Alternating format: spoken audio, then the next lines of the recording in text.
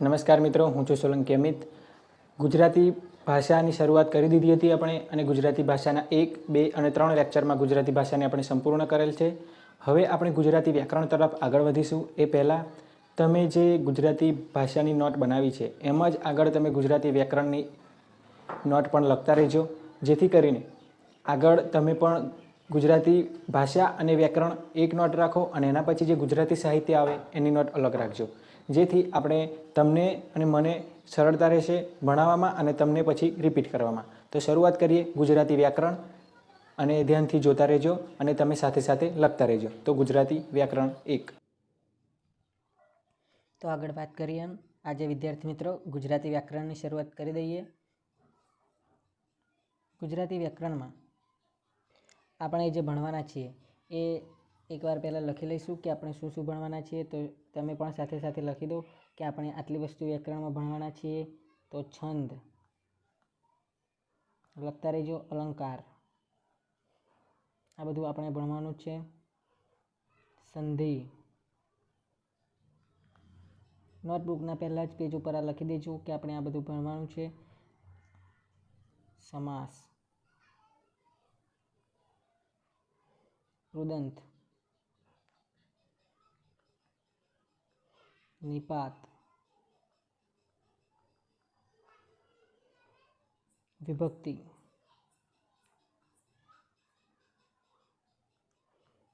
કર્તરી વાક્ય. તમે જ્યારે ભણતા હશો ત્યારે આ બધું ભણેલા જ હશો, પણ અત્યારે તમને ઓછું આવડતું હશે. તો કંઈ નહીં વિદ્યાર્થી મિત્રો, આગળ આપણે અત્યારે પાછું બધું જોવાનું જ છે. અને સૌથી સુંદર વાત એ છે કે સૌથી સ્પીડમાં આપણે ઓછા સમયમાં આ બધું જલ્દી શીખી લઈશું એ રીતે ભણીશું. કર્મણી વાક્ય, ભાવે પ્રયોગ, પ્રેરક વાક્ય, જોડણી. જોડણીના નિયમો થોડા છે એ પણ આપણે શીખી લઈશું. વિરામ ચિહ્નો,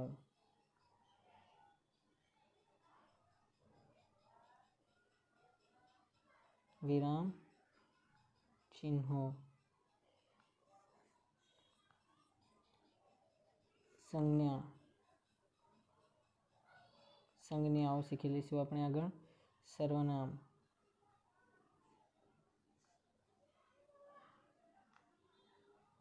સર્વનામ, વિશેષણ, ક્રિયા વિશેષણ,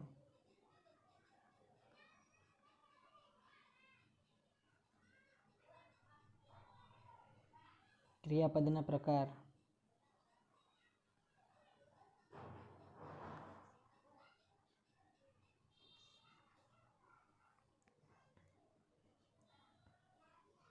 સંયોજકો, અવ્યય,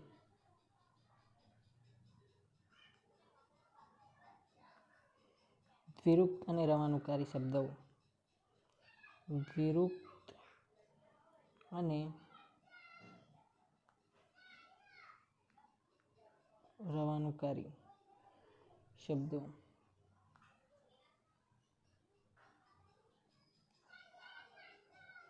પછી આપણે આગળ શીખીશું વાક્યના પ્રકારો.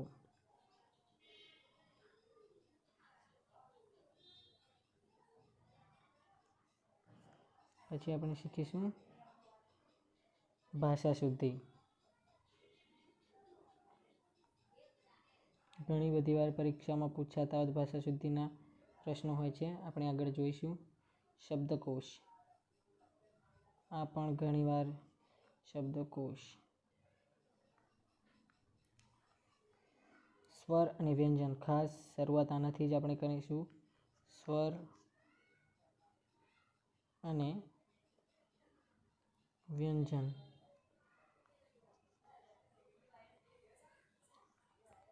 પછી ધ્વનિ. આજે વિદ્યાર્થી મિત્રો આપણે વ્યાકરણમાં આ બધું ભણવાનું છે. વિરુદ્ધાર્થી શબ્દો, સમાનાર્થી શબ્દો, કહેવતો, રૂઢિપ્રયોગો, શબ્દ સમૂહ માટે એક શબ્દ, તળપદા શબ્દો. આ તમારે ગૂગલ પર કે એ બધું જે બીજા શબ્દો છે એ તમારે મેં કીધું એમ આગળના લેક્ચરમાં ભાષામાં કીધેલું છે, બધું ભાષામાં આવે છે. આગળના લેક્ચર જોઈ શકો છો. આપણે આ જે ભણવાનું છે વ્યાકરણમાં છંદ, અલંકાર, સંધિ, સમાસ, કૃદંત, નિપાત, વિભક્તિ, કર્તરી વાક્ય, કર્મણી વાક્ય, ભાવિ પ્રયોગ, પ્રેરક વાક્ય રચના, જોડણી, વિરામચિહ્નો, સંજ્ઞા, સર્વનામ, વિશેષણ, ક્રિયા, વિશેષ ક્રિયા, પદના પ્રકાર, સંયોજક, અવ્યય, દ્વિરુક્ત અને રવાનુકારી શબ્દો, વાક્યના પ્રકારો, ભાષા શુદ્ધિ, શબ્દકોશ અને સ્વર અને વ્યંજન અને ધ્વનિ. તો આ બધું આપણે ભણવાનું છે વ્યાકરણમાં. જો કંઈ રહી જતું હોય તો તમે મને કોમેન્ટમાં કહી શકો છો, અથવા તો નીચે ડિસ્ક્રિપ્શનમાં મારા નંબર આપેલો છે, તેમાં વોટ્સઅપ કે કોલ કરીને તમે જણાવી શકો છો કે આ બાકી છે. આપણે આગળ ભણવાના જ છીએ. તો શરૂઆત કરીશું આજે વ્યાકરણથી. તો તમે આ નોટબુકના જે પહેલા પેજમાં તમે આ રીતે લખી દેજો કે આપણે આટલું ભણવાનું છે. તો આ બધું આપણે જે ભણવાનું છે એ લખેલી દે આગળની નોટમાં. આગળ નોટના જ્યાંથી શરૂઆત કરો વ્યાકરણની ત્યાં કે અને જેમ ભણાવતા જઈએ એમ તમે આગળ આમ ટીક કરતા રહેજો. તો આજે શરૂઆત કરીએ છીએ મિત્રો ધ્વનિથી. ધ્વનિથી શરૂઆત કરીએ. તો ધ્વનિ એટલે શું?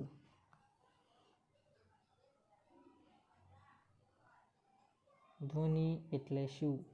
પહેલો સવાલ આવે, ધ્વનિ એટલે શું? તમને ખબર જ છે, આ બહુ કહેવાની જરૂર કંઈ ખાસ છે નહીં. ધ્વનિ એટલે અવાજ. વિદ્યાર્થી મિત્રો, ધ્વનિ એટલે અવાજ. પણ ભાષાના નાનામાં નાના ઘટકને ધ્વનિ કહે છે. જો આપણે વ્યાખ્યા લખવી હોય તો લખવાનું ભાષાના નાનામાં નાના ઘટકને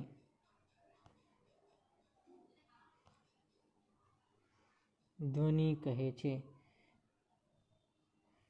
યાદ રાખજો વિદ્યાર્થી મિત્રો, ધ્વનિ એટલે અવાજ, પણ ભાષાના નાનામાં નાના ઘટકને ધ્વનિ કહે છે. ભાષા વિજ્ઞાનમાં આવા ધ્વનિ ઘટકોને વાચિક રીતે ઓળખવામાં આવે છે. જે ભાષા વિજ્ઞાન છે આપણું, એમાં આવા ધ્વનિ ઘટકોને વાચિક ધ્વનિ એવી રીતે ઓળખવામાં આવે છે. ધ્વનિના ઉચ્ચારણમાં હવાની હાજરી જરૂરી છે. તમને ખબર જ છે કે ધ્વનિ બોલવા માટે હવાની હાજરી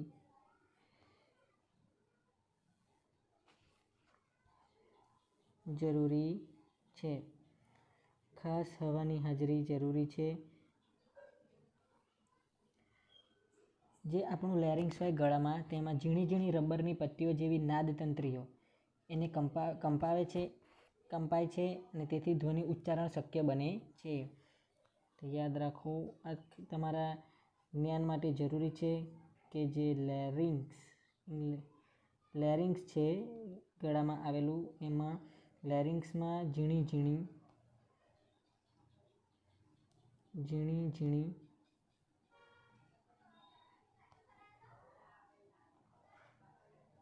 રબરની પટ્ટીઓ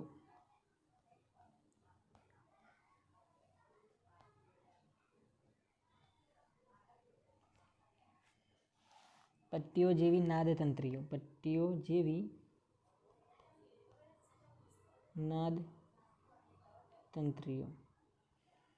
રબરની પટ્ટીઓ જેવી નાદતંત્રીઓને કંપાવે છે.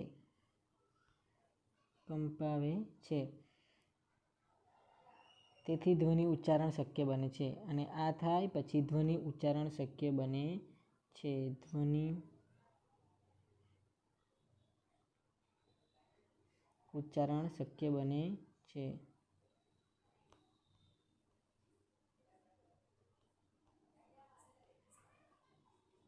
ધ્વનિ ઉચ્ચારણ શક્ય બને છે. લેરિંગ્સમાં ઝીણી ઝીણી રબરની પટ્ટીઓ જેવી જે નાદતંત્રીઓ છે એ કંપાવે છે. તેથી ધ્વનિ ઉચ્ચારણ શક્ય બને છે. ધ્વનિઓના ઉચ્ચારણની પ્રક્રિયાને વ્યાકરણમાં ઘણી બધી વાર પરીક્ષામાં પૂછાયેલો પ્રશ્ન છે કે ધ્વનિઓના, લખી દઉં છું, ધ્વનિઓના ઉચ્ચારણની પ્રક્રિયાઓને વ્યાકરણમાં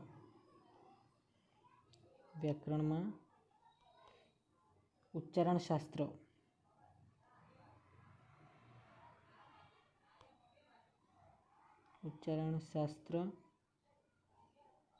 અથવા ઉચ્ચારણ વ્યાપાર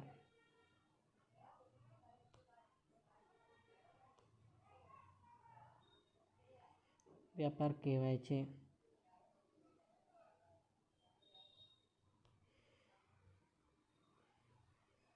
ધ્વનિઓના ઉચ્ચારણની પ્રક્રિયાને વ્યાકરણમાં ઉચ્ચારણશાસ્ત્ર અથવા તો ઉચ્ચારણ વ્યાપાર એવું કહેવામાં આવે છે.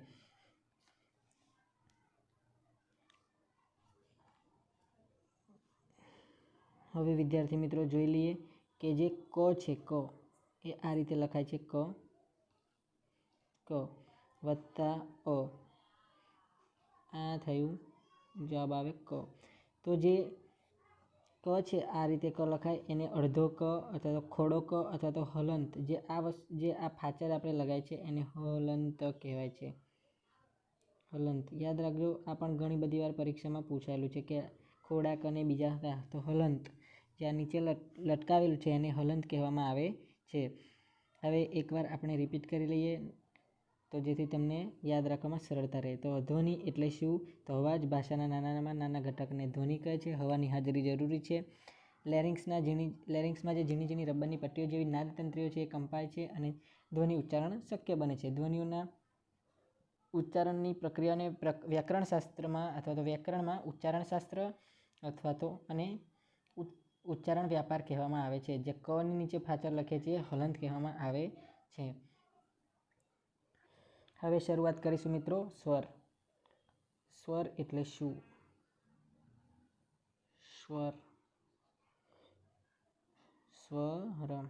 સ્વર એટલે શું તમને ખબર જ હશે સ્વર એટલે શું છે. તેમ છતાં આપણે ભણવાના હેતુથી ફરી એકવાર રિપીટ કરી લઈએ.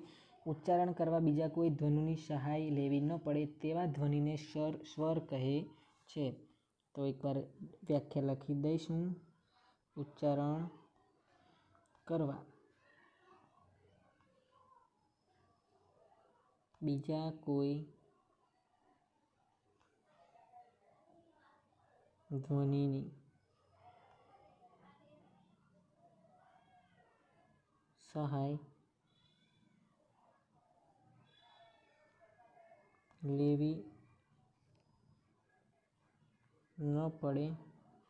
લેવી ન પડે તેવા ધ્વનિને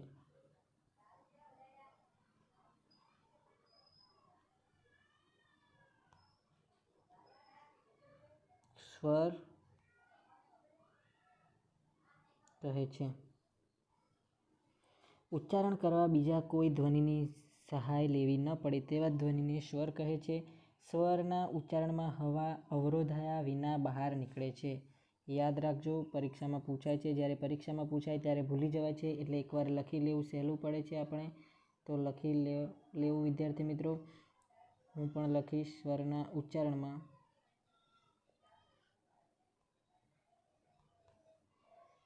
હવા અવરોધાયા વિના બહાર નીકળે છે. જે આપણે સ્વર હોય છે એ નાદતંત્રીમાંથી મોઢામાંથી જ્યારે બહાર આવે છે ત્યારે સ્વર હોય તો ક્યાંય અવરોધાતો નથી, હવાનો ક્યાંય અવરોધ નડતો નથી અને સ્વર બહાર નીકળે છે. એટલે સ્વરના ઉચ્ચારણમાં હવા અવરોધાયા વિના બહાર નીકળે છે. હવે માન્ય સ્વરોની સંખ્યા કેટલી છે? સૌથી વાર પરીક્ષામાં પૂછાયેલો પ્રશ્ન પણ છે આ. માન્ય સ્વર કેટલા? માન્ય સ્વર કેટલા? તો માન્ય સ્વર કેટલા વિદ્યાર્થી મિત્રો તમને ખબર હોય તો બોલો. તો માન્ય સ્વર 8 છે. કેટલા માન્ય સ્વર? 8.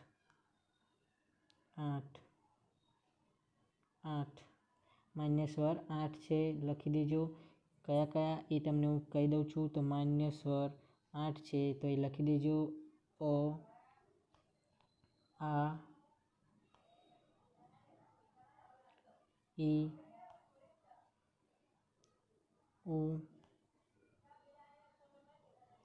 એ,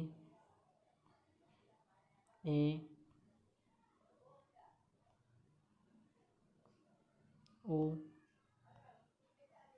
અને ઓ. આ માન્ય સ્વર છે 8. 1, 2, 3, 4, 5, 6, 7 અને 8. અ, આ, ઈ, ઉ, એ, ઓ, ઓ.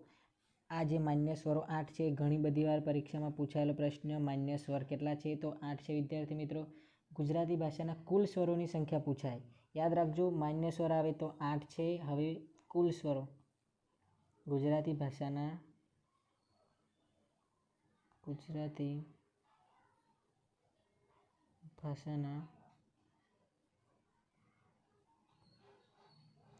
કુલ સ્વરોની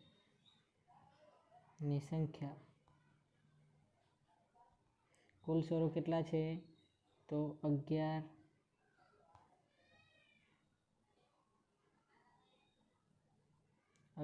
છે. કુલ સ્વરો પૂછાય તો 11 છે. કોના આધારે? તો સાર્થ જોડણી કોષ. આ બધું આપણે સાહિત્યમાં જોવાનું જ છે કે સાર્થ જોડણી કોષ શું છે. તો સાર્થ જોડણી કોષ છે જે છે એના આધારે કુલ સ્વરોની સંખ્યા કેટલી? તો 11. યાદ રાખજો, આ પણ ઘણીવાર પરીક્ષામાં પૂછાયેલો પ્રશ્ન છે. માન્ય સ્વર કેટલા? 8. અને અહીંયા લખી દઉં છું કુલ સ્વરોની સંખ્યા. કુલ સ્વરો 8 છે.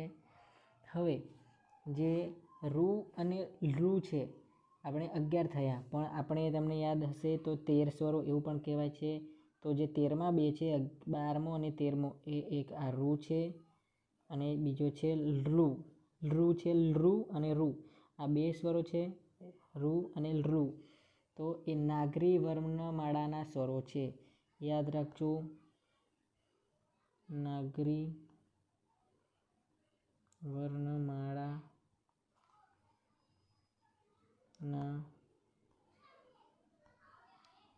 સ્વરો છે. લૃ અને લુ એ નાગરી વર્ણમાળાના સ્વરો છે. હવે એકવાર રિપીટ કરી લઈએ, બહુ નાનું છે. સ્વર એટલે શું? તો ઉચ્ચારણ કરવા બીજા કોઈ ધ્વનિની સહાય લેવી ન પડે તેવા ધ્વનિને સ્વર કહે છે. સ્વરના ઉચ્ચારણમાં હવા અવરોધાયા વિના બહાર નીકળે છે. માન્ય સ્વરો 8 છે. સ્વર અ, આ, ઈ, ઉ, એ, ઐ, ઓ અને ઓ. આ કુલ માન્ય સ્વરો 8 છે અને કુલ સ્વરો 11 છે. જે 11 સ્વરો છે એ એકવાર લખાવી દઉં. 11 સ્વરો જે છે એ લખી દો. અ, આ, ઈ, મોટી ઈ, ઉ, મોટું ઉ, રૂ, એ, ઐ, ઓ ને ઔ. આપણા જે કુલ સ્વર છે અ, આ, ઈ, ઉ, રૂ, એ, ઐ, ઓ, ઔ. આ છે માન્ય સ્વરો. 1 2 3 4 5 6 7 8 9 10 ને 11. જે સાર્થ જોડણી કોષના આધારે કુલ સ્વર 11 છે એ આપણા આ રહ્યા. હવે અને જે બીજા છે નાગરી વર્ણમાળાના સ્વરો, એ લૃ અને રૂ છે. હવે આપણે હસ્વ સ્વર અને દીર્ઘ સ્વરની વાત કરી લઈએ. તો અને આપણે યાદ એકવાર કહી દઉં કે તમારે મુખ્ય કુલ સ્વરો પૂછાય તો 11 અને માન્ય સ્વર પૂછાય તો 8 લખવાના રહેશે. પણ અત્યારે આપણે જે આ 11 કુલ છે એને ધ્યાનમાં રાખીને આગળ શીખવાનું રહેશે. તો કુલ સ્વરો આપણા જે 11 છે, આ, ઈ, ઉ, રૂ, એ, ઐ, ઓ, ઔ, એને ધ્યાનમાં રાખીને આગળ ભણવાનું રહેશે, જે સાર્થ જોડણી કોષ મુજબ કમ્પ્લીટ છે. તો હસ્વ સ્વર. હવે ટાઇટલ મારી દેજો વિદ્યાર્થી મિત્રો.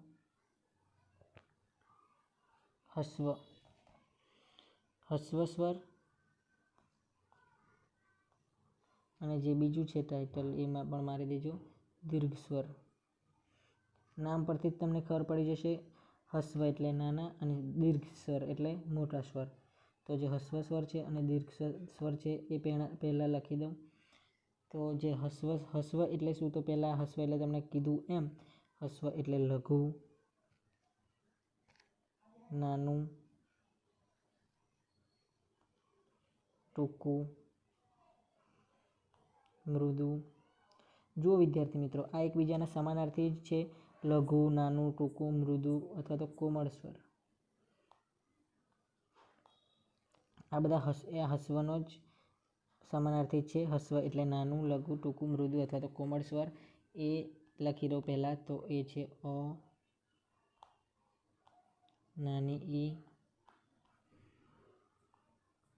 નાનો ઉ અને રૂ. આ જે છે એ 4 હસ્વ સ્વર છે. હવે દીર્ઘ સ્વરની વાત કરી લઈએ. તો આ કેટલા છે? 4. તો અહીંયા 4 લખી દઉં છું. હવે જે દીર્ઘ સ્વર છે એ કેટલા છે? 11માંથી 4 નીકળી જાય તો 7. તો 7. તો 7 આ, મોટી ઈ, મોટો એ, ऐ,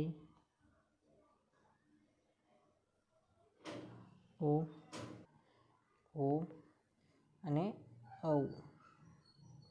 તો વિદ્યાર્થી મિત્રો, આ 7 અ, આ, ઈ, ઉ, આ મોટા છે ઈ, ઉ, ઓ, એ, ऐ, ઓ અને ઔ, જે 7 દીર્ઘ સ્વર છે.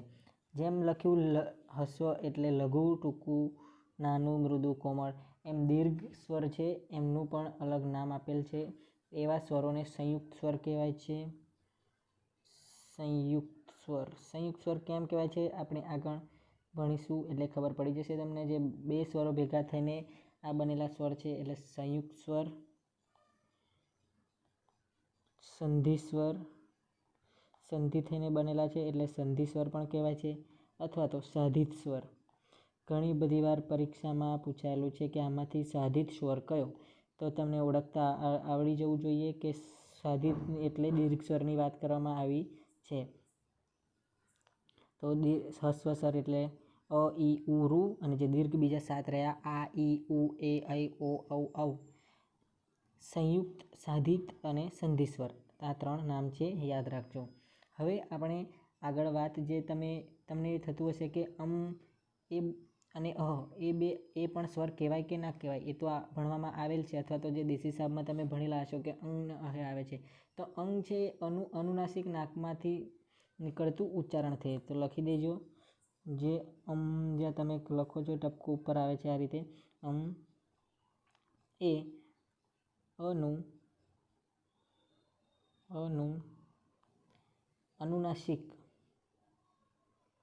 અનુનાસિક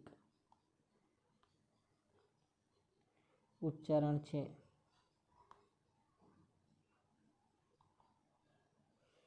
અનુનાસિક ઉચ્ચારણ છે. અનુનાસિક એટલે નાકમાંથી.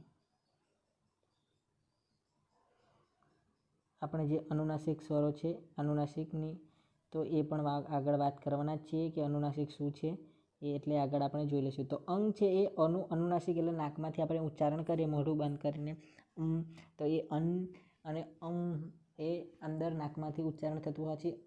અંગ જે ટપકાવાળું આવે છે એ નાકમાંથી થતું એટલે અનુનાસિક ઉચ્ચારણ છે. અને જે વિસર્ગ છે, જે આ રીતે 2 લખ્યા પછી આપણે 2 આ ટપકા કરીએ છીએ પાછળ, એ છે વિસર્ગ કહેવામાં આવે છે. વિસર્ગ એ સંસ્કૃત ભાષાનું છે. સંસ્કૃત ભાષાનું છે. વિસર્ગ છે સંસ્કૃત ભાષાનું છે. વિસર્ગ એટલે જેનું ઉચ્ચારણ કરતી વખતે શ્વાસને વિશેષ રીતે છોડી દેવામાં આવે. લખી દેજો, ઘણીવાર પરીક્ષામાં પૂછાતો કે વિશેષ રીતે છોડી દેવામાં આવતા જે ઉચ્ચારણ કરીએ છીએ એને શું કહેવામાં આવે છે? તો વિસર્ગ કહેવામાં આવે છે. તો વિસર્ગ એટલે જેનું ઉચ્ચારણ કરતી વખતે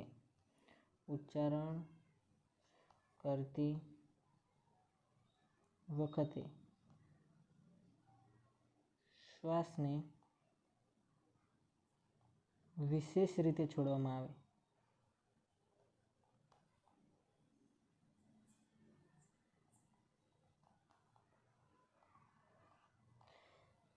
જેનું ઉચ્ચારણ કરતી વખતે શ્વાસને વિશેષ રીતે છોડવામાં આવે તેને વિસર્ગ કહેવામાં આવે છે.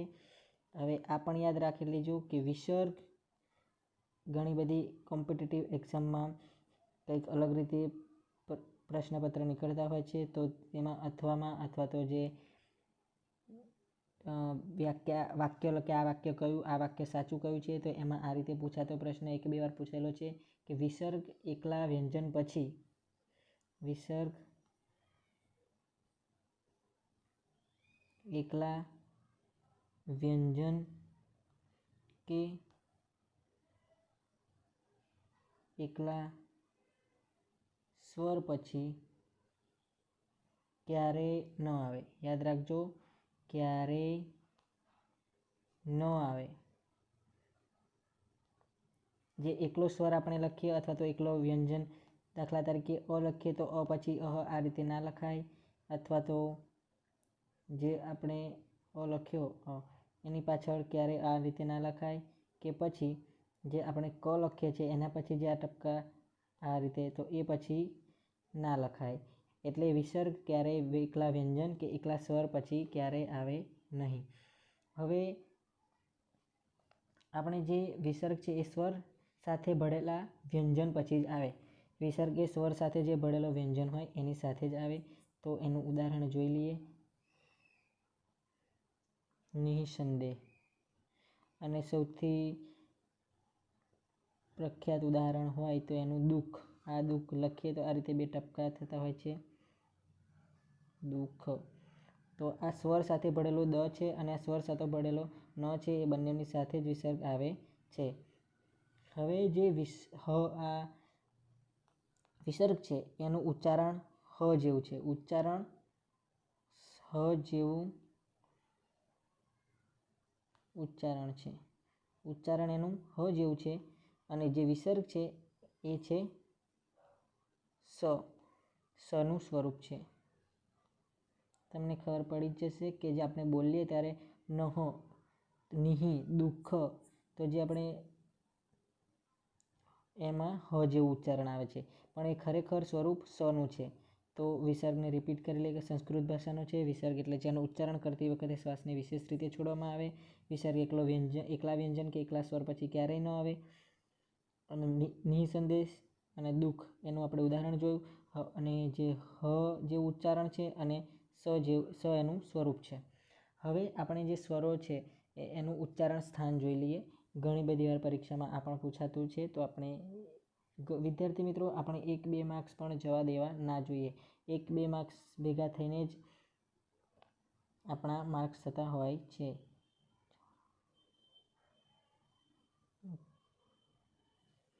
ઉચ્ચારણ સ્થાન. જે સ્વરોના ઉચ્ચારણ સ્થાન છે એ કઈથી સ્વર બોલાતા હોય છે એના આધારે એના થોડા પ્રકાર છે, તો એ પણ જોઈ લઈએ. તો જે એકવાર લખી દઈએ આ, પછી નાની મોટી,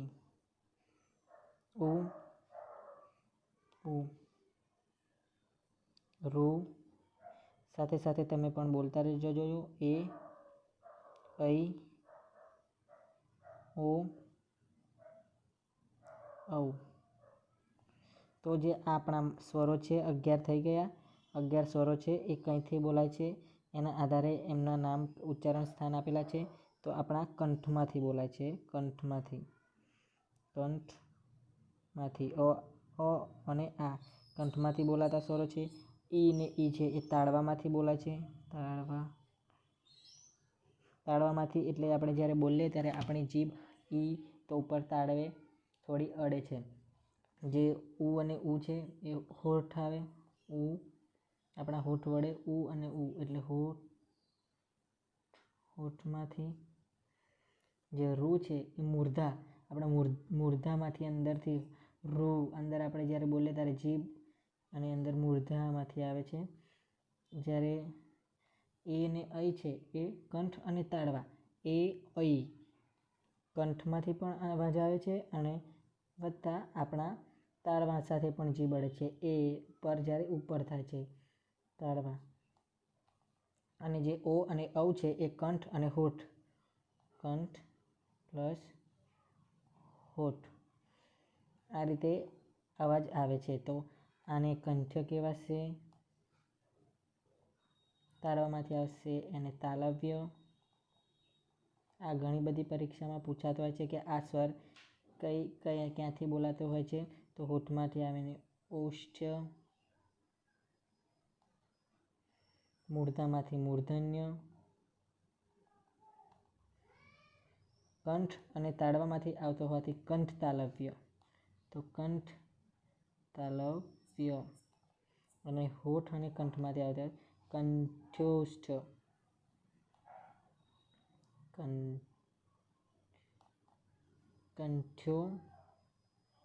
કંઠોષ્ઠ. તો આ યાદ રાખી દેજો વિદ્યાર્થી મિત્રો કે આ છે એ કંઠમાંથી કંઠ્ય સ્વર છે, ઈ અને ઈ તાળવામાંથી તાલવ્ય સ્વર છે, ઉ અને ઉ એ હોઠમાંથી ઓષ્ઠ્ય સ્વર છે, રૂ એ મૂર્ધન્ય સ્વર છે, એ અને એ કંઠ તાલવ્ય છે, અને ઓ અને ઔ એ કંઠ્યોષ્ઠ્ય સ્વર જે કંઠ અને હોઠમાંથી બોલાય છે. તો ઉચ્ચારણના સ્થાન આ રીતે યાદ રાખી દેજો. હવે જે તમે યાદ હોય તો એક જ જગ્યાથી બોલાતા હોય એને સજાતીય સ્વર કહેવાય છે, અને જે જુદા જુદા સ્થાનમાંથી બોલાતા જે સ્વર છે એને એકબીજાના વિજાતીય સ્વરો કહેવાય છે. તો એકવાર આ ડેફિનેશન અથવા તો જે આપણે વ્યાખ્યા કહીએ છીએ એ હું લખી દઉં. સજાતીય સ્વર યાદ રાખજો. આપણે જ્યારે આગળ સંધિ અને જ્યારે એ બધું ભણીશું ત્યારે આ ખૂબ જ જરૂર છે. વિજાતીય સ્વર, કેમ કે સંધિ અને આ સજાતીય અને વિજાતીય આ જે નાના નાના સ્વરૂપો છે એના આધારે જ મોટું મોટું તમને જે વ્યાકરણ છે એ આવડશે. તો સજાતીય સ્વર કોને કહેવાય? તો એક જ સ્થાનમાંથી બોલાતા સ્વરોને એક જ સ્થાનમાંથી બોલાતા સ્વરોને, અને જે વિજાતીય સ્વર છે એ જુદા જુદા સ્થાનમાંથી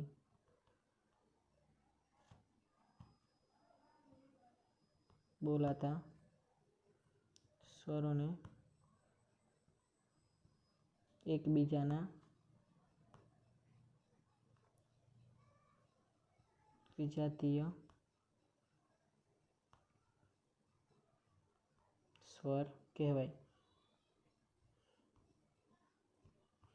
તો વિદ્યાર્થી મિત્રો યાદ રાખજો, સજાતીય એટલે એક જ સ્થાનમાંથી બોલાતા સ્વરોને, અને વિજાતીય એટલે જુદા જુદા સ્થાનમાંથી બોલાતા સ્વરોને. હવે તમને એક નાનકડું ઉદાહરણ આપી દઉં તો તમને સરળતાથી ખબર પડી જશે. સ્વજાતીય એટલે જે આ આપણે અહીંયા જોયું અ અને આ, જે અ અને આ છે એ એકબીજાના સજાતીય સ્વર કહેવાય, કારણ કે એક કંઠ્યમાંથી જ બોલાય છે. જ્યારે તાલવ્યમાં ઈ અને ઈ, તો જે ઈ અને ઈ છે,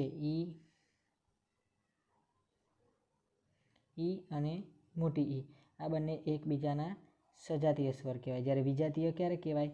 અ અને ઈ આ એકબીજાના વિજાતીય સ્વર કહેવાય. કેમ કે અ છે એ કંઠ્ય છે અને ઈ છે એ તાલવ્ય છે. કેમ કે જુદા જુદા સ્થાનમાંથી બોલાય છે, મતલબ એ વિજાતીય સ્વર છે. તો વિદ્યાર્થી મિત્રો અહીંયા બસ આટલું જ રાખીએ છીએ. હવે જે વ્યંજન છે એ પાછળથી ભણાવીશ, કેમ કે જે વ્યંજન છે એ ભણીશું. પછી વ્યંજનમાં આપણે વ્યંજન સંધિ સાથે લઈ લઈશું, કેમ કે જ્યારે વ્યંજન ભણીશું તરત વ્યંજન સંધિ ભણીશું તો તમને સરળતાથી આવડી જશે. એટલે અત્યારે સ્વર ભણ્યા, તો હવે સ્વર સંધિ જે સંધિના સ્વરો જોડાય છે એ કેવી રીતે જોડાય છે અત્યારે શીખી લઈશું તો તમને સરળતાથી આવડી જશે. તો હવે આગળના ચેપ્ટરમાં આપણે સ્વર સંધિ શરૂ કરીશું, અને પછી જ્યારે વ્યંજન ભણાવીશ ત્યારે વ્યંજનની સાથે આપણે વ્યંજન સંધિ લઈ લઈશું, જેથી તમને સરળતા રહેશે શીખવામાં. તો અહીંયા બસ આટલું રાખીએ છીએ. હવે જે નવું આપણું લેક્ચર શરૂ રહેશે એ આપણે રહેશે ગુજરાતી વ્યાકરણ 2.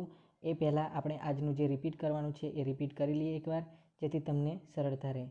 તો આજે આપણે જે ભણ્યા એની ગુજરાતી વ્યાકરણ, તો છંદ, અલંકાર, સંધિ, સમાસ, કૃદંત, નિપાત, વિભક્તિ, કર્તારી વાક્ય, કર્મણી વાક્ય, ભાવે પ્રયોગ, પ્રેરક વાક્ય રચના, જોડણી, વિરામચિહ્નો, સંજ્ઞા, સર્વનામ, વિશેષણ, ક્રિયા વિશેષણ, ક્રિયાપદના પ્રકાર, સંયોજક, અવ્યય, દ્વિરુક્ત અને રવાનુકારી, વાક્યના પ્રકારો, ભાષા શુદ્ધિ, શબ્દકોશ, સ્વર અને વ્યંજન અને ધ્વનિ. આજે આપણે ધ્વનિ અને સ્વર અને વ્યંજન સ્વર જોયા, વ્યંજન બાકી રાખ્યા છે. ઓકે, તો આને આગળ ધ્વનિ એટલે શું? તો ધ્વનિ એટલે અવાજ ભાષાના નાનામાં નાના ઘટકને ધ્વનિ કહે છે. હવાની હાજરી જરૂરી છે. લેરિંક્સમાં જે ઝીણી ઝીણી રબરની પટ્ટીઓ જેવી નાદતંત્રીઓ કંપાય છે એટલે ધ્વનિ ઉચ્ચારણ શક્ય બને છે. ધ્વનિઓના ઉચ્ચારણની પ્રક્રિયાને વ્યાકરણમાં ઉચ્ચારણશાસ્ત્ર અથવા તો ઉચ્ચારણ વ્યાપાર કહેવાય છે. ક, હલંત ક અને અ જોડવાથી ક બને છે. સ્વર ઉચ્ચારણ કરવા બીજા કોઈ ધ્વનિની સહાય લેવી ન પડે તેવા ધ્વનિને સ્વર કહેવામાં આવે છે. સ્વરના ઉચ્ચારણમાં હવા અવરોધા વિના બહાર આવે છે. યાદ રાખજો, માન્ય સ્વરો આપણા કેટલા છે વિદ્યાર્થી મિત્રો? 8. યાદ રાખજો, 8 માન્ય સ્વર છે. અ, આ, ઈ, ઉ, એ, ઓ અને એ અને એ અને ઓ. તમને ખબર ના પડી હોય તો એકવાર જોઈ લેજો. અ, આ, ઈ, ઉ અને જે એ અને એ અને જે ઓ અને અ એ 8 માન્ય સ્વર છે. કુલ સ્વરો ગુજરાતી ભાષાના કુલ સ્વરો જો એવું પૂછવામાં આવે તો 11 છે. યાદ રાખજો શર્ત જોડણી કોષ મુજબ. અને નાગરી વર્ણમાળાના સ્વરો જે લહરુ અને લૃ છે એ પણ નાગરી વર્ણમાળાના છે. જે 11 સ્વરો છે અ, આ, ઈ, ઉ, ઋ, એ, ઐ, ઓ અને ઔ છે. જે હસ્વ, ટૂંકું, નાનું, મૃદુ, કોમળ એવા સ્વરો છે એવા 4 છે અ, ઈ, ઉ અને ઋ. જ્યારે દીર્ઘ સ્વરો છે આ, મોટી ઈ, મોટું ઉ, એ, ઐ, ઓ અને ઔ જે 7 છે. સંયુક્ત સ્વર કહેવાય છે દીર્ઘ સ્વર, સંયુક્ત સ્વર, સાધિત સ્વર અને સંધિ સ્વર. ઘણી બધી પરીક્ષામાં સાધિત સ્વર શબ્દ પૂછેલો કે સાધિત સ્વર નીચેનામાંથી કયો છે? તો યાદ રાખજો એ દીર્ઘ સ્વર છે એ જ સાધિત સ્વર છે. અંગનું અનુનાસિક આપણે આગળ ભણવાના છે. અનુનાસિક એટલે શું છે? જે અંગ ને અહ છે જે વિસર્ગ એ આપણે આગળ ભણવાના છે કે આવું કેમ છે એ સ્વરોમાં આવતા નથી. વિસર્ગ છે જે એ સંધિ એ સંસ્કૃત ભાષાનો છે. વિસર્ગ એટલે જે ઉચ્ચારણ કરતી વખતે શ્વાસને વિશેષ રીતે છોડવામાં આવે છે. વિસર્ગ એકલા જ વ્યંજન કે એકલા સ્વર પછી ક્યારેય ન આવે. એ તમને આગળ કીધું એમ. હ જેવું ઉચ્ચારણ છે વિસર્ગનું અને સનું સ્વરૂપ છે. સ્વરોના ઉચ્ચારણ સ્થાન જોઈએ આપણે. અ, આ કંઠમાંથી કંઠ્ય કહેવાય. જ્યારે ઈ અને ઈ તાળવામાંથી બોલે તાલવ્ય કહેવાય. ઉ અને ઉ છે હોઠમાંથી બોલાતા ઓષ્ઠ્ય કહેવાય. ઋ છે મૂર્ધામાંથી મૂર્ધન્ય કહેવાય. એ અને ઐ છે કંઠ તાળવામાંથી બોલાતા હોવાથી કંઠ તાલવ્ય કહેવાય. ઓ અને ઔ છે એ કંઠ અને હોઠમાંથી કંઠોષ્ઠ્ય કહેવાય. સજાતીય સ્વર જે એક જ સ્થાનમાંથી બોલાતા સ્વર છે અને ઈ એ બે એક જ સ્થાનમાંથી બોલાતા હોવાથી તાળવામાંથી બોલાતા હોવાથી સજાતીય સ્વર કહેવાય. અને વિજાતીય સ્વર એટલે જુદા જુદા સ્થાનમાંથી બોલાતા સ્વરોને એકબીજાના દ્વિજાતીય. જે અ છે એ કંઠમાંથી બોલાય છે, જ્યારે ઈ છે તાળવામાંથી બોલાતા હોવાથી એને એકબીજાના વિજાતીય સ્વર કહેવામાં આવે છે. હવે જે આપણે આગળનું લેક્ચર જોવાનું છે એક વ્યાકરણ 2 અહીંયા લખી દઉં છું. વિદ્યાર્થી મિત્રો